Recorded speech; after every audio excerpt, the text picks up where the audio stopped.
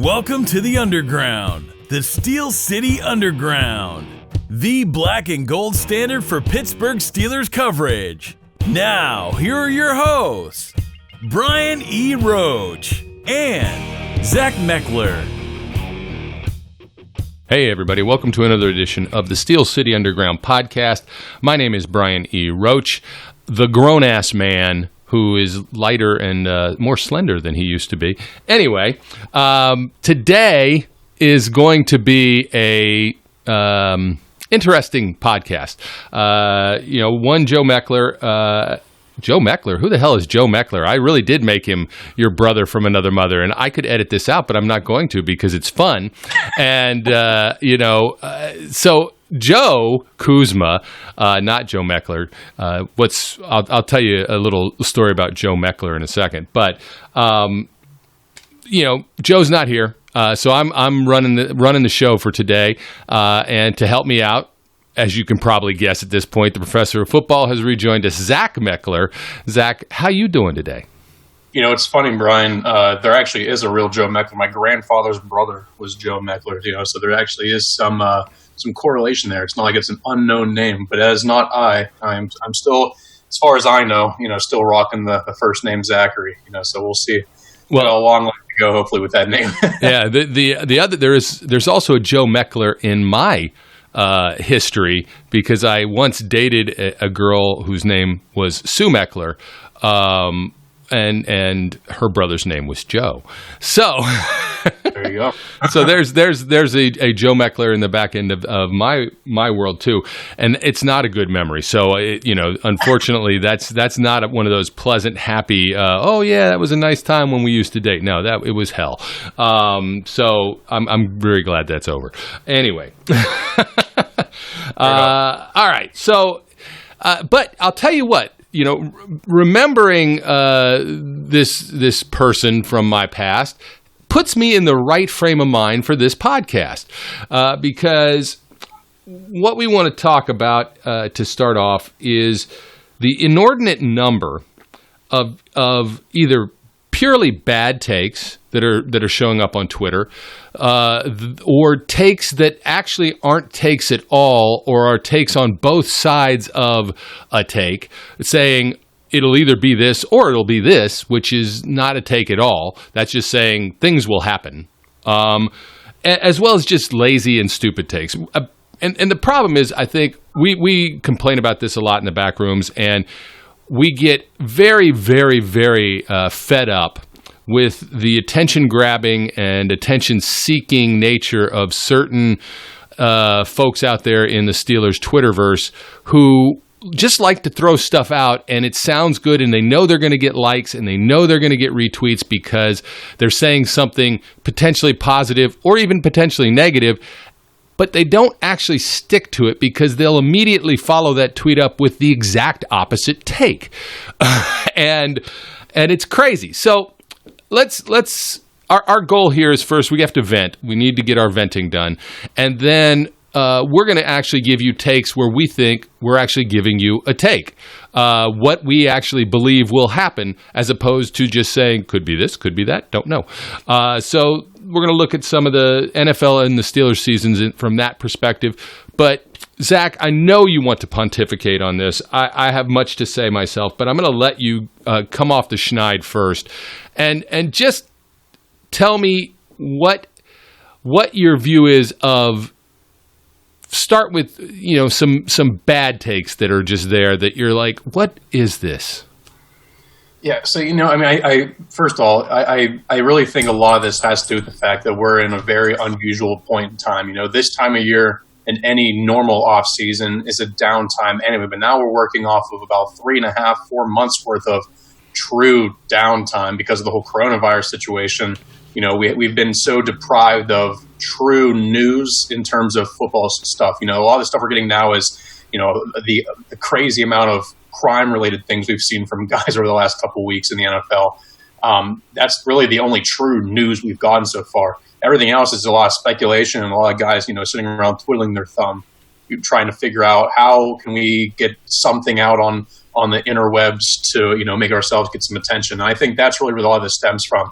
that being said, I don't think that's really a reason to start putting out some of these outlandish takes. I go on Twitter every day, and I have no problem with people making takes I disagree with, as long as they're founded in some realm of reality. If you think that if you're skeptical about Ben's arm, or skeptical about James Conner being healthy, and you want to take a firm stance and say I think both are going to be unhealthy next year and it's going to be their last time in Pittsburgh, if you want to make that take, that's your prerogative. Even though I disagree with you, I can at least give you a compliment, saying at least you're taking a stance on it. But when you see some of these people sitting on both sides of the fence trying to make a take because they're too afraid of being wrong or too afraid of being criticized, and if that's the way you feel, then don't make the take in the first place. Because there's too much chasing likes, there's too much chasing retweets, and you see guys just throwing stuff at the wall and regurgitating stuff that really has no bearing in reality, and you can see there's no consistent train of thought with it. They're looking for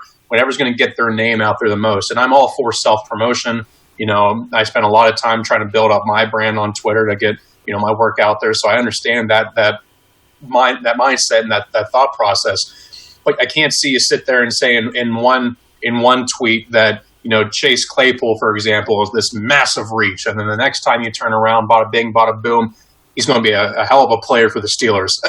Which is it? If you're going to think he's going to be that good of a player, you can't then turn around and say, oh, he's also a reach. Because if he's that good of a player, the draft slot is justified as far as I'm concerned. If he is not that good of a player and you think he was truly a reach, then you should have had like a 5th round grade on him. Because if your argument is the Steelers drafted Chase Claypool at 49 and they could have traded back 10 spots and still taken him, 10 spots on day 2 of the NFL draft when you see guys go wherever they want to go is not a reach. So make that your stance. Don't say if you're going to say he's a reach, say he's a reach. If you're going to say it was a good pick, say it was a good pick. Good picks aren't reaches, and reaches aren't good picks. So you can't have it both ways. And I see too much of that stuff on Twitter where people aren't willing to put their stamp on a take because they're afraid of the repercussions. Now that we have the culture of old takes exposed, which I thoroughly enjoy that Twitter page. I'm going to put this out there ahead of time. That's still, it's just I'd rather see the people that are on cold takes exposed are at least putting their stamp on a take, right or wrong, agree or disagree with it. And when they first did it, they still put their stamp on it and, were justified with it. And I think that's fine, especially if you're willing to own up and say you were wrong. I still go back to, a couple drafts ago whenever, I see a guy like Ronnie Stanley, and I got the 1st round pick from the Ravens. And I made a stance on the fact that I did not think he was going to be a good, productive offensive tackle in the league. And I was completely wrong. And, I put my stamp on it. That was one of the surest draft takes I had that year. And I thought he was not going to be a good offensive tackle, let alone the level of tackle we've seen him be, where you can make the argument he's amongst the best young offensive tackles in the NFL at this point. I owned that. I've said that in multiple podcasts. I've said it on Twitter. It's one of my biggest draft mistakes. And that's fine. In my mind, I was wrong. The draft is a very volatile thing where there's not a lot of right or wrong answers when the draft first happens. But you have to be willing to turn back a couple of years and say, I was wrong. At this point, I was pretty wrong about Kyler Murray. I did not think Kyler Murray was going to go and do the thing he did, but I at least owned up to that, and I made my stance, and I said I don't think he's going to be productive. He wasn't my top overall quarterback, and he wasn't my top overall pick last year, but he went on to have a very productive rookie year, and I'm excited to see what he can do in year 2.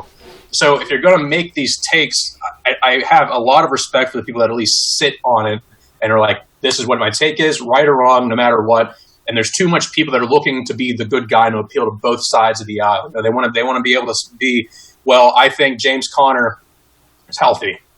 I think he's going to be good if he's going to be healthy. If he's not healthy, he's not going to be good. Thank you. I had no idea that if a player is injured and not on the field, that kind of impacts their productivity.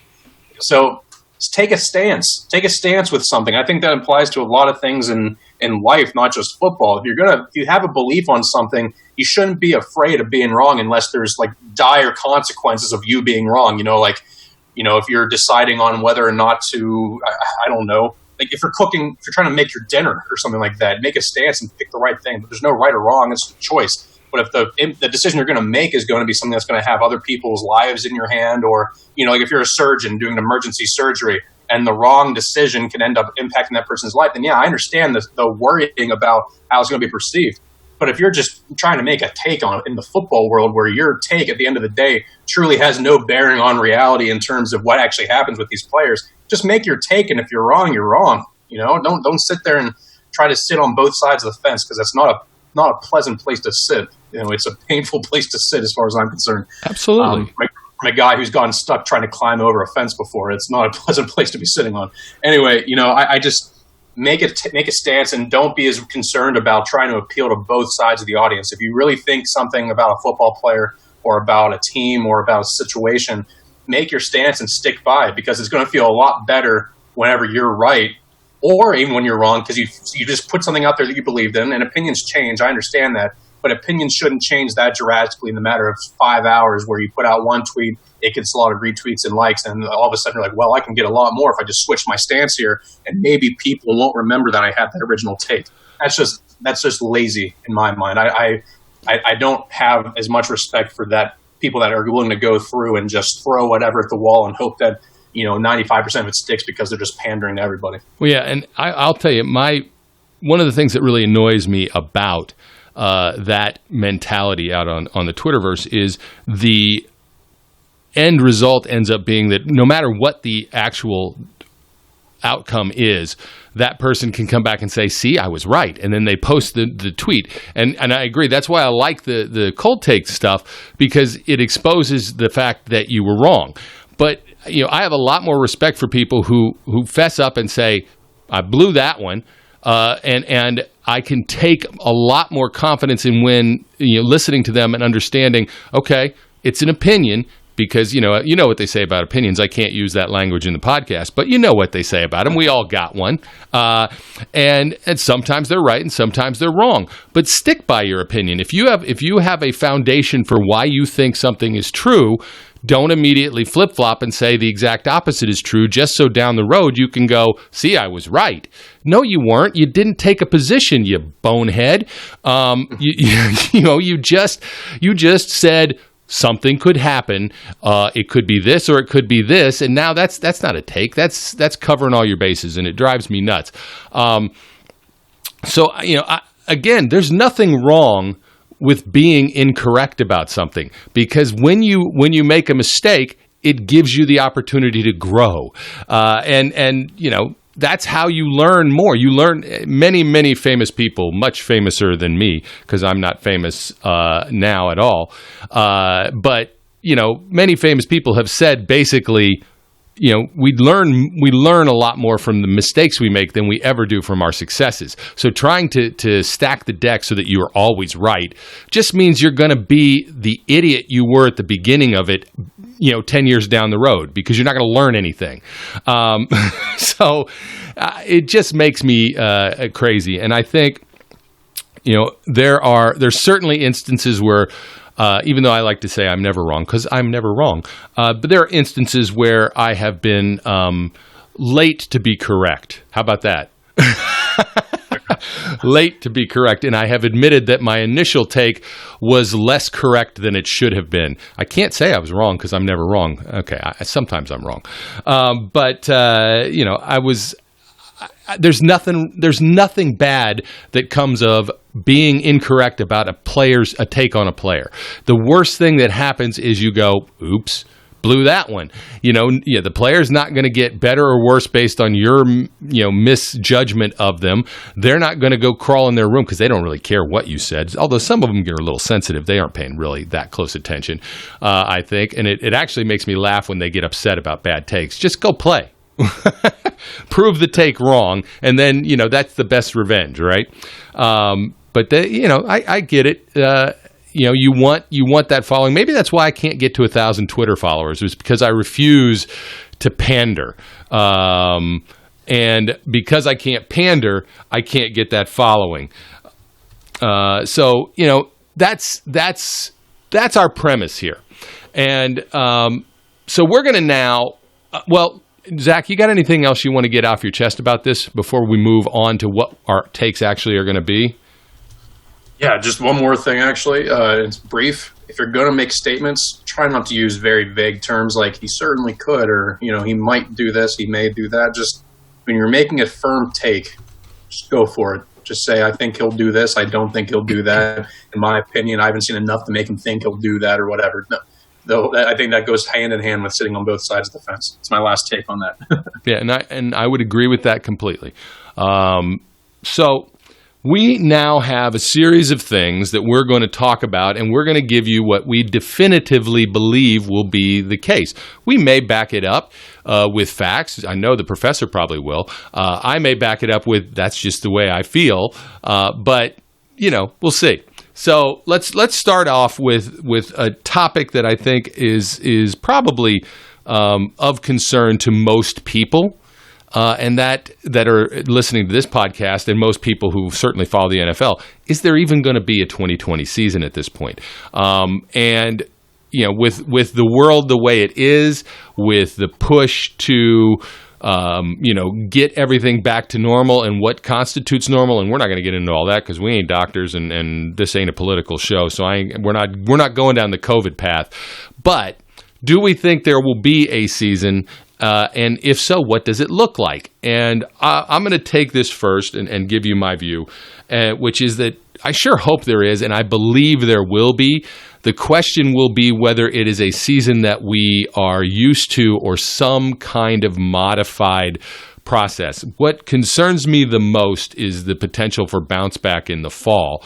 And if that, in fact, is the case, which in my view, unless there's a vaccine, it's always a great risk, and I would expect the way the virility of this disease is that we should expect it, especially since most of the experts seem to indicate that we are likely to have a bounce back with this thing later in the season. That means when you get to the beginning of September and you want to start having games, you could see problems, right? And if those problems mean no large crowds, well, what does that do to the NFL? Do they not have the games?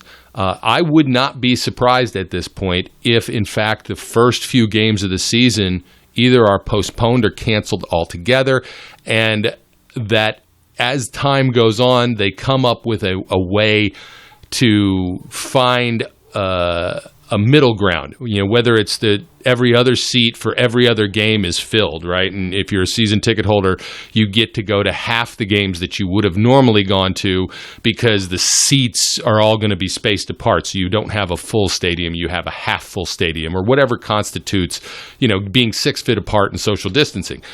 I kind of think that's more likely than a regular season that is just chock full of stadiums and fans all over each other and everything else. That's where I would expect things to go. The NFL has been very good about making sure things happen, so I'm sure they'll come up with a way to make this happen and fit into any regulations that states or the Fed may apply to the situation. So I guess the bottom line is, do I think there'll be a season? Yes, I do. Do I think it'll be a normal season? No, I don't. I think it will be some kind of a modified process that is different. And it won't surprise me, like I said, if you're a season ticket holder with 8 games, that maybe you get to go to 5 of them or 4 or less because they balance it out so that people are staggered. So what do you think about that? Yeah, I really firmly believe there will be a season this year, and I think it'll be, in my mind, I think it'll be a full 16-game, 17-week season. I think, I know there's been a lot of talk about whether or not there will be fans in the seats or no fans in the seats. I really don't think the NFL specifically. I'm not going to talk about other sports because I really don't know what the beat is on the other sports in America. But I think football is going to want to have, specifically the NFL, they're going to want to have fans in the seats when they can. I am taking the belief, though, that they're going to have limited number of people in the fans. So if you have a 68,000 seat stadium, you might see 25,000 in there, or a third, or whatever the number would get you to be, around a third of the people there. Because for those of you that haven't been to a stadium like Heinz Field, I've been to my fair share of games. I've sat in just about every spot you could possibly sit in that stadium, high, low, end zone, sidelines, wherever. I'm a broader guy, for those of you that have never met me in person, I'm a broader guy from my time playing, offensive line. And, I've been to my fair share of games with none other than Joe Kuzma, who, if you've never seen Joe, is a very tall, broad 6'5". So you have two guys sitting next to each other, and we're basically on top of each other for half the game. That's why when we have the chance, we stand up when we can, because that's the only way we can really get some space, so we're not knocking knees and bumping elbows the entire game, pretty much being on top of each other. And it gets even worse when you go up to upper deck seats, like in the Steelers Stadium in Heinz Field, where they have, pretty much bleacher seating in the one end zone at the very top. And they have seats marked off, but we all know those seats don't mean anything whenever it's a free-for-all. I went to a game there when the Steelers played the Ravens 2-3 years ago, and I was sitting next to a larger fellow, and he was very much in my seat, and I'm pretty sure I was sitting in someone else's seat, even though my ticket said one thing. So I don't think you can go and really have that type of environment right now. You can, whatever your opinions are, like you said, this isn't a political show. I'm not going to get into the intricacies of the coronavirus and social distancing and things like that. But if you really want to be safe and put at ease everyone's opinion on this entire thing until we really see how it's going to play out, I don't think you can have those type of conditions. And the Steelers, in terms of NFL size, don't even have as big of a stadium as compared to some of the other stadiums in the league. And you start looking at some of the stadiums that are closed domes and things like that, or don't have truly retractable ceilings. You're in a situation now where you're putting 80,000 people into a closed-in environment. I don't know how quick the NFL is going to be willing to do something like that. So I think the only true solution is to at some point get to where you can have limited numbers in the stands, but still have it be a kind of lottery system. Like you said, if you have season tickets, those count for the 2 home preseason games and the 8 home regular season games. You might get a chance to go to 3 or 4 of them, at most or minimum, depending on how you're going to look at it. I think that's going to be the realistic way of going about doing it, because I don't see a situation where you're going to have the usual 17-week season, 16-game season, where you're going to have all the people in the seats every week. And I wouldn't be surprised early on either if they go and they truly have it be where at the very beginning of the season, maybe the first quarter of the season, they kind of have limited numbers or no numbers in the stands. And I think that's going to be the norm for at least 2020 until we see how this all plays out in the long run. And I think when you look at that and you look at how we've already had no OTAs, no mini camps, I wouldn't be surprised at all if training camp gets delayed or if all training camps are shut off to the public. Like a lot of teams do kind of already. Not all teams do like the way the Steelers do, where they have, open free admission training camp at St. Vincent College. I think realistically you'll have most training camps will be shut off to the public. I think that's going to be just a way to prevent these large masses, especially with how deprived they've been of football. I wouldn't be surprised if they open it up, if you have record numbers of people showing up to these things because they just want to get a look, especially in Pittsburgh when you have Ben Roethlisberger coming back. You want to see what these rookies can do. You're going to have a lot of people wanting to show up there, and either you're going to start charging admissions, which will turn people away potentially, except for the diehards, or you're just going to have no one be at training camp, which will be a completely different atmosphere. But I think that's going to be the real way to get it to be where you have a season at all. And, I don't think that's a popular take, and I don't think it's a take that people are going to be excited for. But I'm in the belief that I'd rather have a football season in some capacity because I want to watch live, real football, even if it's on a screen and I don't get to go to a single game. I want to be able to see football no matter what it takes to get to that point, while also adhering to everyone's safety. Whether you agree with it or don't agree with it, I'm all about safety for everybody. And if that means limited numbers in the stands or no one in the stands and early on and just no admission to training camp, then so be it. If that's what it takes, that's what it takes, Yep, I definitely can see that happening, especially as you said, training camp. I can't right now in my head imagine a way that they can have an open training camp with the situation as it is and adhere to safe practices. Again, based on whatever you believe is whatever you believe, but I think from my standpoint, it's just difficult to put together, and whether that's a limit or limiting our freedoms or whatever people are going to complain about. And I get the sense that people are just frustrated because they're tired of being in their home and there ain't nothing to do because you can't go to the movies, you can't go to a football game, you can't go to a baseball game, you can't go to a basketball game, you can't go to hockey, you can't do nothing, right? And people are fed up with it, and they're craving this outlet. And you're absolutely right. You have an open training camp. My God, the amount of people who are likely to swarm to it, and how do you control that?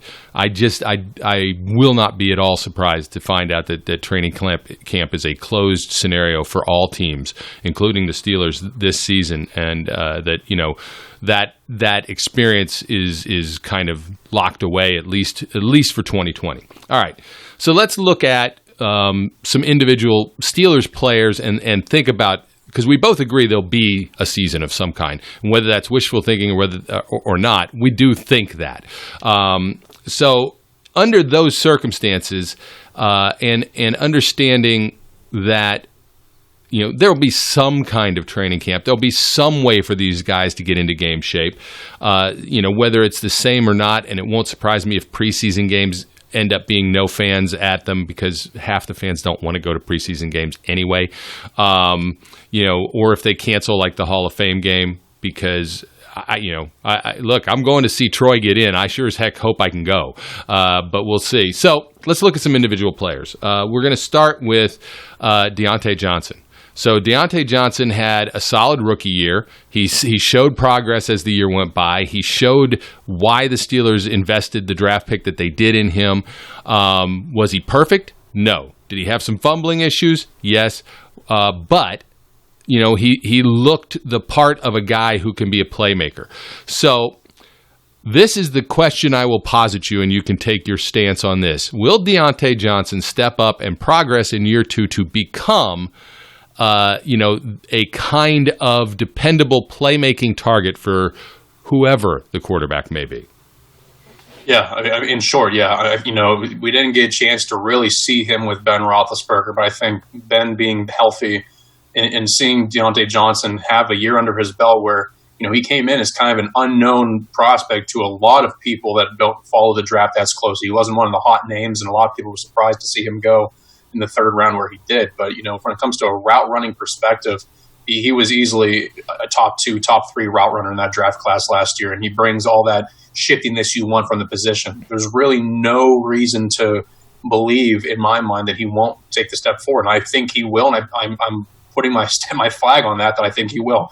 I think his ability to take a step in this season, especially if he gets consistent quarterback play from Ben Roethlisberger, which, even though he had the chemistry with Duck and with Mason last year, the quarterback play was still shaky, and he still produced at a level that, I thought was kind of surprising, honestly, with how well he was able to acclimate to the offense.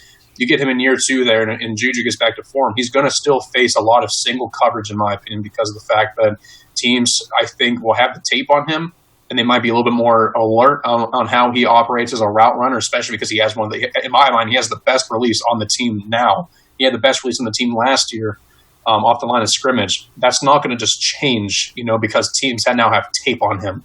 I think he's still going to face a lot of single coverage, and I think that's going to make him really take a jump in year 2. And I think Ben's going to find ways to get the ball to him. He showed abilities to beat guys off the line and then beat them and stack them vertically and get the ball vertically down the field. That's going to only pay off, especially when Ben's able to start throwing the ball a little bit looser as elbow starts to progress. I think you're going to see Deante Johnson really open up as a receiver. I'm not going to say he's going to be 1,000 yard receiver, because I'm not confident in that ability. I think at the end of the day, there will be too many mouths to feed. And I think if there's going to be 1,000 yard receiver, it's going to go back to being Juju. I think Deante Johnson can very easily, and I think he will be a 750, 850 yard receiver, eclipsing about 80 catches or so, depending on how Ben's able to air it out to him. But I really think he's going to, that's fine. For a wide receiver too, that is absolutely fantastic production. I'm not going to sit here and expect, Juju Smith-Schuster 2018 number 2 receiver production. I just don't. That's not a consistently attainable goal. That was a truly historic season for Juju in terms of his elite production as a number 2 receiver with another guy on the roster like AV.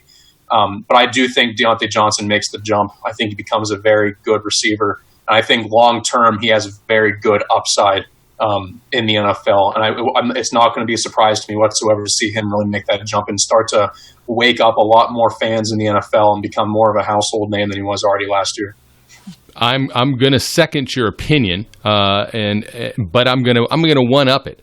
I think he could, and I'm going to plant my flag on the fact that he will have a 1,000 yard season with Ben Roethlisberger quarterback. because of a variety of things. First, I think Juju's still going to get the attention that he's getting. I think Juju, we're going to talk about him in a second, will be more productive. But with Claypool potentially being there to stretch the field, with Juju there, with the weapons at tight end, I see your point about too many mouths to feed. But I think what happens a lot with Ben Roethlisberger is once he starts to get comfortable with a guy and he knows where he's going to be and that he can count on that, and I think he's going to be able to do that with Deante Johnson more so than anybody else on the team because I think he's a better route runner, that you could see him having some AB-like games where, he has 16, 17 catches in a game, something ridiculous that by the end of the year, that adds up. Only because, Ben's going to look quick and get the ball out and there he's got the catch. So it'll be interesting. I do agree. I think he makes the jump. I think he makes a bigger jump than many people will expect. I don't know how many, actual touchdowns that's going to equate to, but I think he could amass a lot of yardage, and we will see. So I'm planting my flag in the same place you are, but just a little further down the yardage path on Deante Johnson. So the next one, and I'm going to start out with this one, is will James Conner avoid the injury bug? And my answer is no. I don't think he will. I've said it a million times.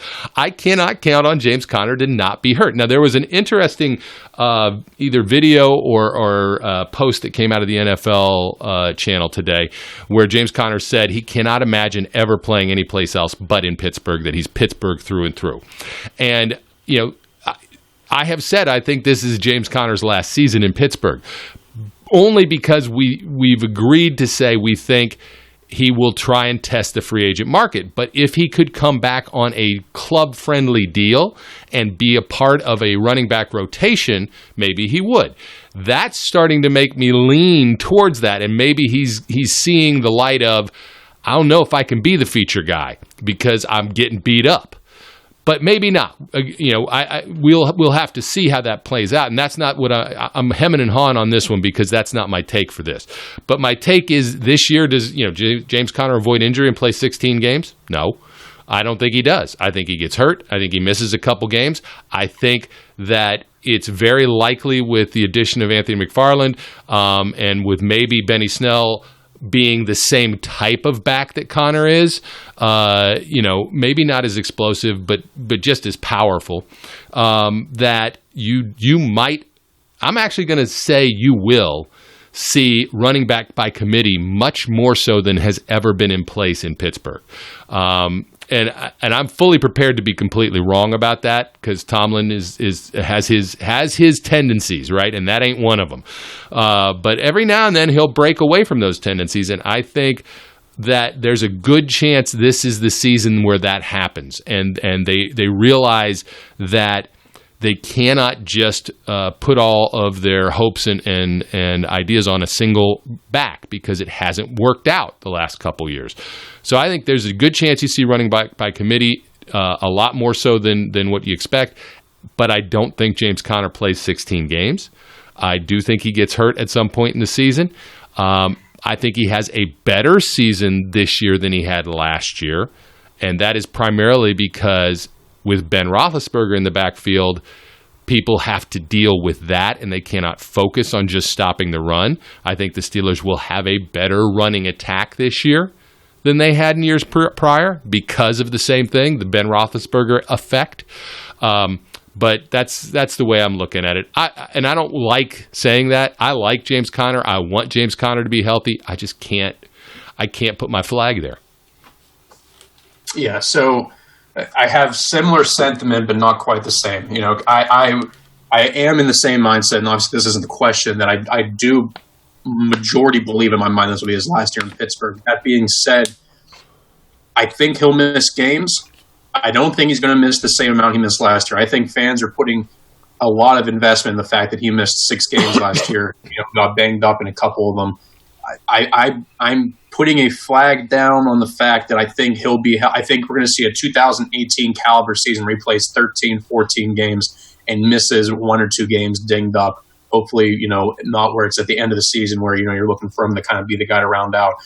I think what's going to help him this year, he's not going to have to bear the weight on his own. We saw last year, whenever Ben went down, we saw a lot of situations where the run game was put more in the forefront and put a lot more stress. They were facing some loaded boxes. Teams weren't respecting Mason or Duck Hodges at all because of the fact there's like, throw it on us. We dare you. We're not worried about that. We're going to put 8 guys in the box and hope for the best. And that puts a lot of stress on Connor, especially whenever Rosie Nix gets hurt. I think he's going to be healthier for different reasons here. I'm not going to say fully healthy because I just think there hasn't been a fully healthy year from him since probably high school at this point. I think what's going to help him is the fact that TJ Watt hopefully is a much more durable option than we saw from Rosie Nix the last year and a half. I think that's going to help him out a lot. I think having Ben back in any capacity is going to make teams have to respect you as a passing team, whether you think Ben's washed up or not washed up. Ben is at least more of a threat than what Mason and Duck were last year. That's going to allow Connor to see potentially less loaded boxes, still see the traditional 6-man, 7-man boxes, keep an extra guy out there, see if a hat on a hat. I think also I think Mike Tomlin is still going to want to have the bell cow, the dog running back. And I think that's going to be James Conner. But it wouldn't surprise me now that they have this diversification going on in their backfield if you see a situation where they spell Connor for Benny Snell, because Benny Snell presents a lot of the similarities with this game, especially if Benny Snell takes the transformation physically, like we've seen so many running backs in Pittsburgh do after their first season. I think adding a guy like McFarland in there, I don't know how early McFarland's going to play, but in my mind, I think early on, they're going to manufacture to get him at least 3, 4, 5 touches a game early on in the season, just because he brings that home run threat that you don't really have on the roster. No knock on James Conner or Benny Snell. Neither one of them are burners. You have a guy that runs a 4.4 in McFarland who's shown a propensity for breaking these long runs. You can't draft him and then just, unless he's an absolutely abysmal rookie, he's going to see touches because even if it's a designed run for him, whether it's a jet sweep or something like that to get him out in space, he's going to be on the field, which is going to take wear and tear off of Connor. When Connor is healthy, he's the best back in this running of these running backs. And I don't think there's a question about that as much as fans want to. I think fans forget when he was healthy and on the field how good of a running back James Conner truly was. That Pro Bowl in 2018 wasn't a fluke. You can make arguments about his efficiency towards the end of that season, but I think a lot of that came from the fact that he wasn't truly fully healthy during those times. The fact that you have a diversified backfield like that, I don't think you have to give Connor more than 15 touches a game. Mark Caboli put out a thing recently where he did a study on his efficiency, and his efficiency drops off substantially after the 17 touches. There's a lot of talk about Connor. He gets his 20 touches, the Steelers win the game. Do they win the game because he's getting his 20 touches, or they win the game because he's getting a lot of those touches when they're already up in the game and they're just running the clock? That's a very speculative thing. I'd rather have 15 touches from a running back like Connor that can stay healthy in that capacity and then be efficient with those touches and then share some of the load, where as long as a team you're getting those touches, you're going to have the propensity to potentially break a long run with McFarland. You have the opportunity to be a passing back with a guy like Samuels, because like it or not, I do think Samuels makes the roster this year. And you have Benny Snell, who also can take a lot of the same type of role that Connor does. We saw him take that kind of role last year. Now, is Snell ever going to be a starting caliber back? Don't know that. But I think for this role, he can serve as Connor's number 2 and kind of be that guy that supplements his role in a pinch. When you're trying to give Connor a blow and keep him fresh, you can put Snell in there, and your offense with Connor, when you have with Connor, doesn't change a whole lot. So I think that if you can get Connor, 13 to 15 touches a game, I don't think he needs any more than that. I think that will substantially reduce his ability to take these big hits. He's going to have more lanes to run through because teams shouldn't be loading the box, especially when he has an extra body in the form of Derek Watt. I said TJ Watt before, that's my fault. Derek Watt, covering up front for him. I think that's going to be a huge thing for him to stay healthy. So I don't think he stays healthy a full 16 games, but I'm going to say, at this point, it would not surprise me if he plays 13, 14 games, which for a guy like Connor, I think is a win, especially when you have the backs in there. And if that leads to a team-friendly deal, because I don't envision, even if Connor stays healthy a full 16 games, I don't see him breaking the bank on the open market. I think teams are starting to learn, hopefully, that unless you are a premier back, you're not getting that money. And even then, I think you're going to see some really interesting things when it comes to players like Saquon Barkley and whatnot coming here in the near future. So I think if Connor could stay predominantly 14 games a season healthy, because fans are going to say that's not good. tell me how many players on the Steelers roster play a full 16 games on that offense. Very few of them. If you're going to nitpick Connor, you got to nitpick all of them. Guys like Pouncey and Villanueva and, Juju and Ben Vance. You got to criticize everybody who doesn't play a full 16-game season. I think last year there were, 3 guys on the roster that played a full every snap of the season, and they were all on the offensive lines, like DeCastro, Villanueva, and I want to say like Foster, or not Foster because Foster got hurt. I think it might have been Filer. So you have to criticize all, but I think Connor gets a team-friendly deal if he does this. If he really wants to stay here, knowing he's not going to get a lot on the open market, and I'd be fine with that. Yep. If he can prove to stay predominantly healthy and the backs on the roster form a really nice kind of complementary aspect of each other. So I'm saying 13 or 14 games will be the expectation for Connor this year. If he plays a full 16 games, fantastic. I just don't see that happening. Yep, I'm with you. All right, let's get to the big question, the one that is the shear the beard part 2 version of the question. Ben and his giant beard Will Ben Roethlisberger have a bounce-back season this season? In other words, is he going to be healthy, and is he going to be the Ben that we've come to expect, or is he going to be bad Ben all year long? I have my take on this, and I'm ready to go, but I'm going to let you start this one off.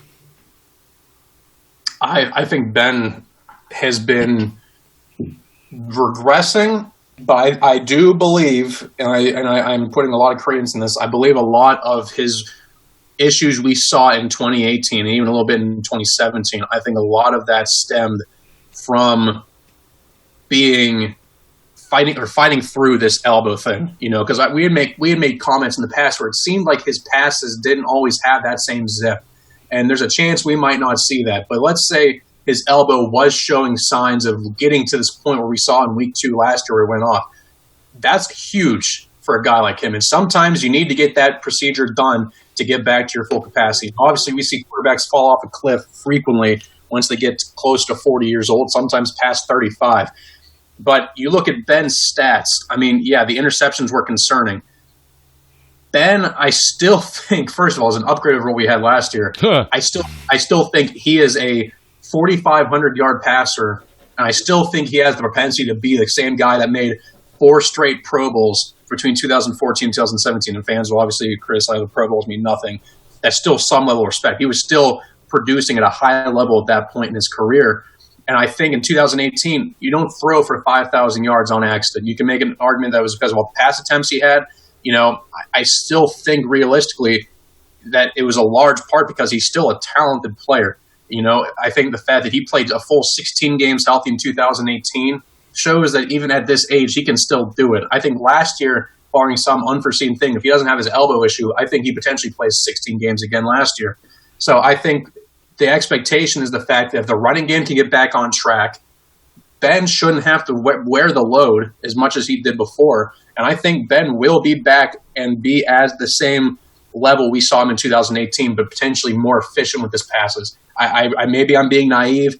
Maybe, my Steelers is showing a little bit, but I think Ben needed to get this procedure done. I really do believe that his elbow had been bothering him for more than just, I don't think this was an issue where it just magically happened. And a lot of fans will say, then why didn't you get it taken care of? You didn't get it taken care of because at the end of the day, you're not going to just get a surgery like that that's going to knock you out for 10 months and miss a season if you feel like you can play through it. So I think realistically, if he gets this procedure done and his elbow truly is as good as new, that's a big issue. That's a big fix for him. And he has all the weapons he could possibly have right now on offense. A lot of them are unproven. He still has 2 very efficient, good receiving tight end options, of 5 receivers, I think, that could all step in a pinch and build chemistry with him to be good in the passing game. He still has a very solid offensive line, albeit an aging one in front of him. The pieces are all there for Ben to be back to the Ben that we've seen from the window between 2013 and 2017. And I don't think there's any reason not to believe that he can't be a 4,000-yard passer this year and not get to that point where he had 16 interceptions. The interceptions don't faze me as much. Between 2011 and 2018, Ben had 13 or more interceptions every single year, with the exception of 2012 and 2009. And I think that 2010. I messed this up here. 2012 and 2014. I don't know why I said 2009. Whatever.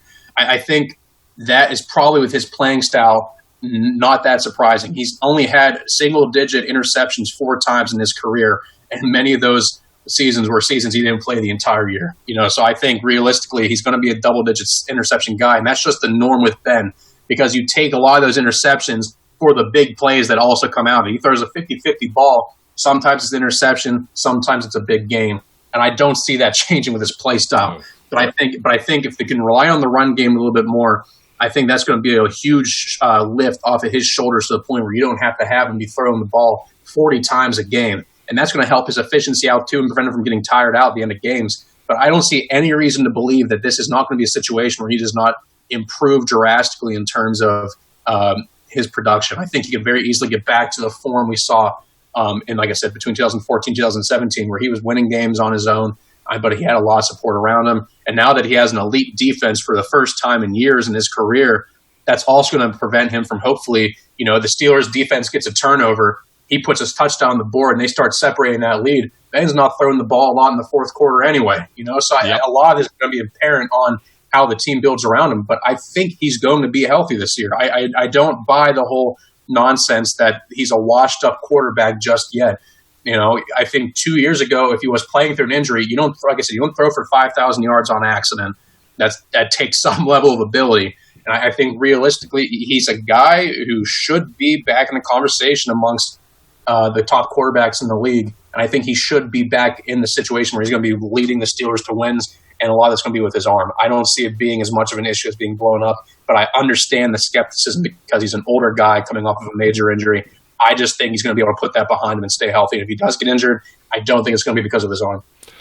Yeah, I'm with you in this. I'm going to say this, and I've said this before, and while I hate to be the one that keeps touting the narrative that Ben doesn't get the respect he deserves, Ben doesn't get the respect he deserves. He never has. And what I have my opinions on what the root of that is. I don't need to go into that because I'm not going to rehash the follies of his youth. He's a much more mature, responsible guy than he used to be. Probably much less of a jerk than he used to be, but I can't speak to that because I don't interact with Ben Roethlisberger. But I will say this: Ben Roethlisberger is a far better quarterback than people give him credit for. The fans like to get down on him because they want to call him a doughboy or they don't think he's in shape. Ben is a elite level quarterback and has been the vast majority of his career. He's a Hall of Fame first round ballot quarterback. And him stepping back into the field of play, into the quarterback room, is going to elevate the quarterback play for the Steelers so far above what it was last year that there's almost no comparison. And I will agree with you. I think it's that the elbow issue has been ongoing, much more so than it was just last season. I think, and fans, you got to remember, this is the same guy. It's both a compliment and a knock against him. He's that kind of competitor where he wants to play, and you got to remember, this is the guy who played in a boot. I think it was in San Diego where he should never have been on the field, or maybe it was Cleveland. I can't remember. He plays games where he shouldn't be playing because he has that drive, and for him to basically say I can't do it means he really can't do it. But if there's even a chance, he thinks he's better. Right? He thinks he's better than the guys behind him, and he thinks he's going to give the team the best chance to win. And that competitive spark that he has sometimes has been to his detriment because he's probably played games he shouldn't have played in, but that's who he is. And so, it's not as simple as saying, well, if he had this elbow issue, he should have been like you said. That's just not his nature. Excuse me. And the gunslinger thing, look, people went, he led the league in interceptions that year. Well, you know what? Again, I'm going to repeat what I said when it happened. It was the lowest total for anybody to lead the league in interceptions in God knows how long. It wasn't even the highest total of his career. So, you take these stats and you bend them to your will, right? Okay, just because he led the league in interceptions, it's terrible. Well, there were less interceptions that year, and his total wasn't that terrible.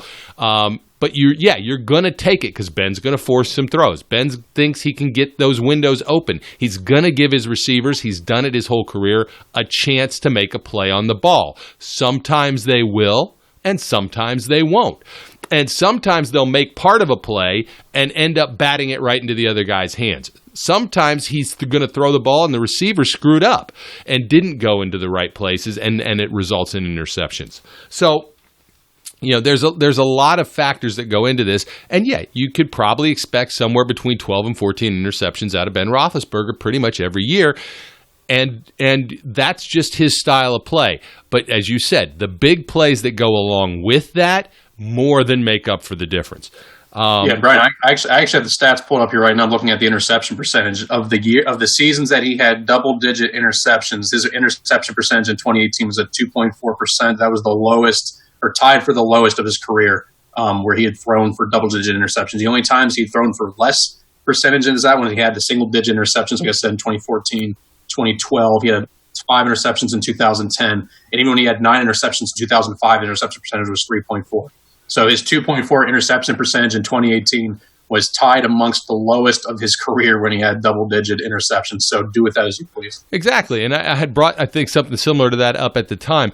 He threw a whole heck of a lot more passes that year than he normally does. But when you look at that percentage, it's not that big a deal. And you just have to learn to live with a certain number of those. And I've said this also before, and I agree. If Ben's throwing for 5,000 plus yards this season, that's because the running game has fallen apart. And I don't believe the running game is going to fall apart. I think Ben is going to make the running game better simply because of the threat that he poses in the backfield, not as a runner, obviously, but because you can't just say, go ahead and throw it, we dare you, because you don't have Duck Hodges and you don't have Mason Rudolph being the guys that they're daring. You have Ben Roethlisberger, a Hall of Fame level quarterback. It's different. He will burn you. So, it's not the same. They're not going to approach it the same way either. I think he will make the receivers better because he's going to give them better options on the ball. And as that chemistry, as you said, builds throughout the season, I think you could be looking at a really good season. This is, people talk about Ben getting the comeback player of the year. I think there's a very good chance that happens.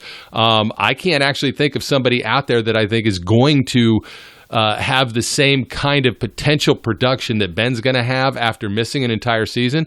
I think that's likely. I'd even put the flag that at the end of the year, Ben has a good enough year that's what he gets. You never know with some guys, and I can't remember everybody who's had an injury, but he's certainly going to be in the conversation in my mind. The idea that he's washed up is just nonsensical because you want to look at that last season that he was technically healthy, and he's throwing for 5,000 yards. It's ridiculous. He's not washed up. And there's no reason to believe anything other than you should have a positive outlook on what's going to happen. Could he get injured? Of course he could get injured. Could the elbow not hold up under strain? Of course it could. But you have to, again, I'm going to take the stance that he has probably some of the best doctors in the world working on him. He's got an organization that's going to do the best for him, and he's going to want to prove people wrong because he always wants to prove people wrong. And I think he's going to have a great year and be healthy, and it won't surprise me at all if he plays 16 games. In fact, I think he will play all 16 games unless they've locked something up and they hold him out that last game the way they often do. But that's just my view. So we had a couple other questions. I'm going to get to one of them real quick, and we'll try and keep these last couple ones short because I'm going to let you just go off on this next one. Since it's going to feed your O-line love. But we're getting close. We're getting close to our up against it time. But okay, so there was an article that came out. I'm not going to mention where. If you want to find it, go look for it. That basically said that new draftee Kevin Dotson was only good because he had the other good player Hunt on the other side of him. Other than that, he stinks and he's terrible, and it was a horrible pick that the Steelers made. That's ridiculous. I'm going to say it's ridiculous. Kevin Dotson's a grown-ass man in the making, and it's crazy. Now, Professor, go. Okay, so Robert, I'm just going to put this out there. Robert Hunt, this is absolutely no knock on him. You know, he deserved to go where he went. He's a phenomenal tackle, and I think he has a large upside. He's going to bring a lot for Miami, you know, especially after, dumping Laramie Tunsil to the Texans. I think he's going to fit really well with that offense. Let's put it this way. Kevin Dotson started 52 consecutive games at Louisiana Lafayette. Out of a possible 54 games he played there. He got the starting job 2 weeks into his redshirt freshman season, and he never looked back. Didn't miss a game. That's, first of all, durability in that realm. His redshirt freshman year, he was named to the Sun Belt all newcomer team. His redshirt sophomore season, he was named second team all Sun Belt, and then his redshirt junior and redshirt senior season, he was named first team all Sun Belt. In his redshirt senior season, he was also named an AP first-team All-American. He was named, excuse me, I'm going to get them all here. AP first-team All-American, USA Today first-team All-American, Sports Illustrated first-team All-American, Pro Football Focus all first-team All-American, and then the one knock, God forbid, was second-team All-American by Sporting News. That didn't happen just because of Robert Hunt.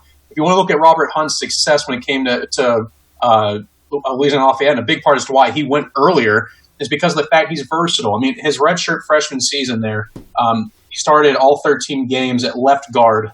So last time I checked, left guard and right guard don't play next to each other. Then his redshirt sophomore season, he started 9 games at left guard and 2 games at left tackle. Again, last time I checked, not next to Kevin Dotson. And then obviously he, as a redshirt junior and senior, he moved in next to Kevin Dotson. You'll hear the people that say, well, that's conveniently whenever Kevin Dotson became a first-team All-Conference and a first-team All-American.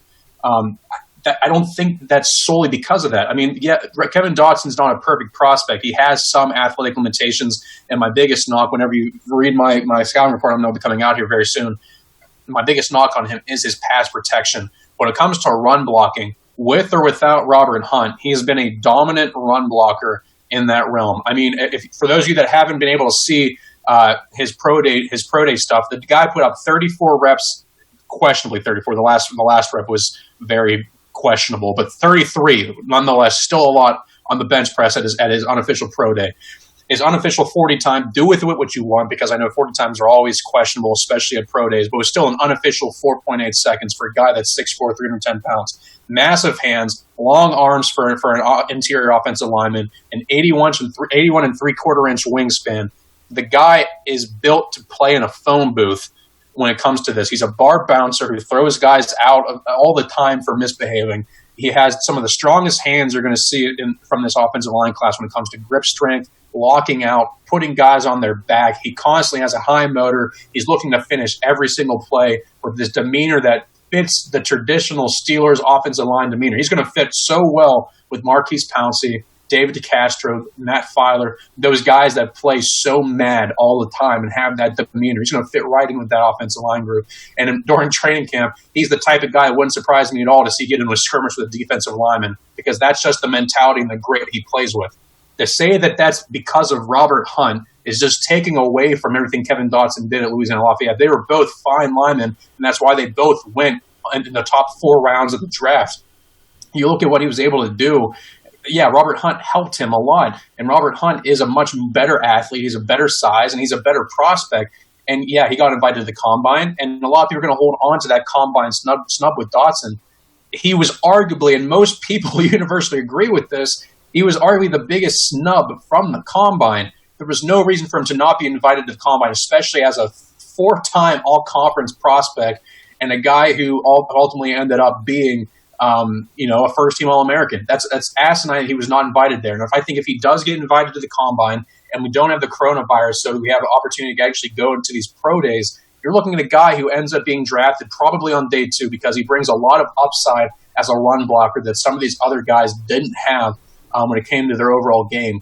And his biggest issue, again, is going to be his pass blocking. That's going to be the biggest thing holding him back from starting with this offense, is how he can adapt as a pass blocker. And if he can do that, you're looking at a starting caliber guard. There's no question about that.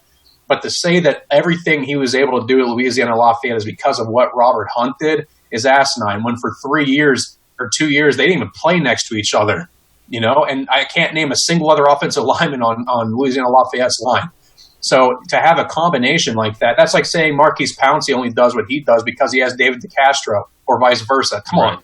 That's just a bad, poor take, and taking away when you watch what he does one-on-one with guys on that line. So I can't disagree with that take enough to the point where if you're going to criticize the Kevin Dotson pick, criticize him because of his pass blocking, because of his issues with balance and some of his base getting narrow times. Don't say it's because of the fact that he wasn't a combine invite. Like, that has any bearing on reality, and to say that has anything to do with the fact that he was, next to a guy like Robert Hunt, who the last time I checked also was not an All-American at any point during his career there. It's just stop. That's just a lazy take to complain about a player for no reason because you just had to nitpick something. Yep, I'm with you. Done. I'm with you. All right, we're going to rapid fire these last two because, as I said, we're up against it. So we'll do the 30-second versions of our takes on these. First, will Juju Smith-Schuster benefit by having Ben back? That's the most ridiculous take that anybody could say if the answer to that was no. Of course he will. Of course he will.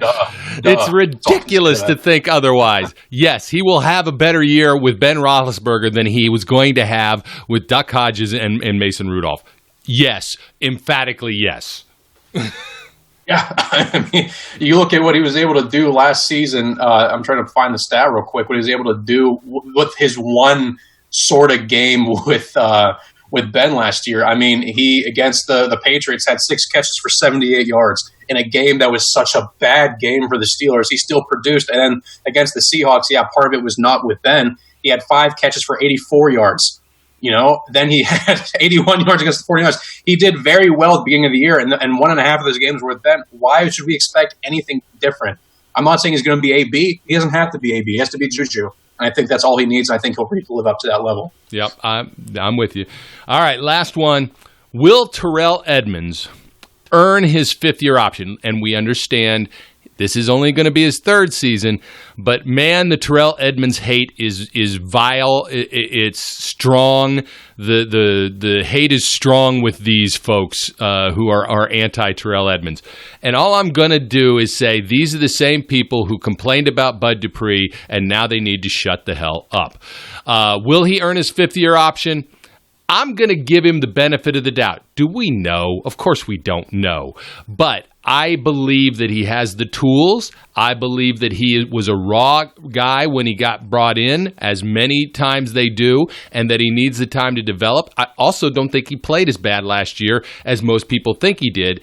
He may have been the weakest link in the backfield, but that was a daggone good defensive backfield. So the weakest link may not have been that far down the tail. I'm going to go with yes and say he does earn it because, as I've said a lot of times, I expect him to continue to grow and I expect him to continue to get better. And now that he's playing with somebody like Minkah Fitzpatrick, that is going to help him and he will continue to be better at his craft. And we will see a better Terrell Edmunds this season than we saw last season.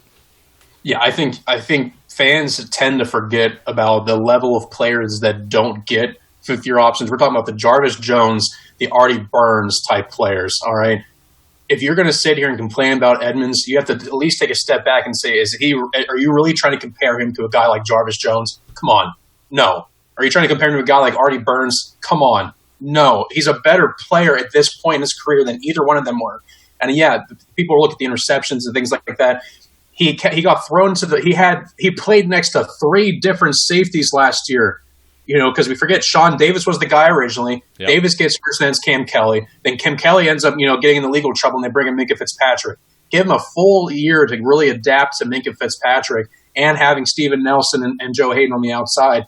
He's going to get better. And even if he doesn't get better, let's say he's reached his ceiling, he's going to still end up being a guy that I think they're happy with because this team is loyal to those guys.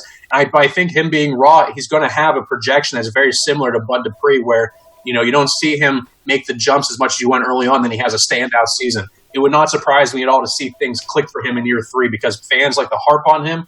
I agree with you. I don't think he's nearly as bad as fans want to. I just think it's when you see guys like Minka Fitzpatrick and Joe Hayden, Steven Nelson, and TJ Watt and Cam Hayward and Bud Dupree all performing around you, and you're the guy that's not performing to that level, fans are going to start harping then. I'm not saying he's an elite player. I'm not even saying he's a great player, but I'm saying he's a good player that's going to potentially get better if he keeps developing, especially when you look at the bringing on of Bradley and Austin. As coaches, that should help make him flourish and be able to pick off guys like Joe Hayden and Minka Fitzpatrick. I'm excited to see his development. I do like Terrell Edmonds. I think he has an athletic profile the team likes. He's a leader. He's a team-first guy. I see no reason why he won't get his fifth-year option exercised. The only reason he wouldn't is because if they don't want to dish out 2 fifth-year options in the same year for Minka Fitzpatrick and him, which is something they'd have to do. But I don't see that being an issue. Yeah, I'm with you. All right. So hopefully, we'll at some time down the road, we'll come back, we'll examine our takes, and we'll take, as you say, credit or we'll take the blame for being right or wrong. Hopefully we're right more than we're wrong, but at least we're not waffling. We tried to be strong with our takes, and we'll see how it goes. So, Zach, again, thank you very much. Appreciate you joining us and providing the illuminating knowledge you always do. Always feels good. I feel like a weight has been lifted off my shoulder since I woke up on the wrong side of the bed this morning, so I'll take it for what it's worth. Absolutely. And for everybody else, we encourage you to, of course, like, subscribe, comment, tell us everything you want to hear, what you want us to talk about. It is a tough period of the season where there's not a lot going on. So if there's some topics you'd like us to pontificate upon, please let us know. We will happily take those suggestions. But in the meantime, it is a crazy world, so do your best to stay safe. And as I said, it's chaos out there, so be kind. We would like to thank you for listening and remind our listeners to follow us on social media and our website, www.steelcityunderground.com.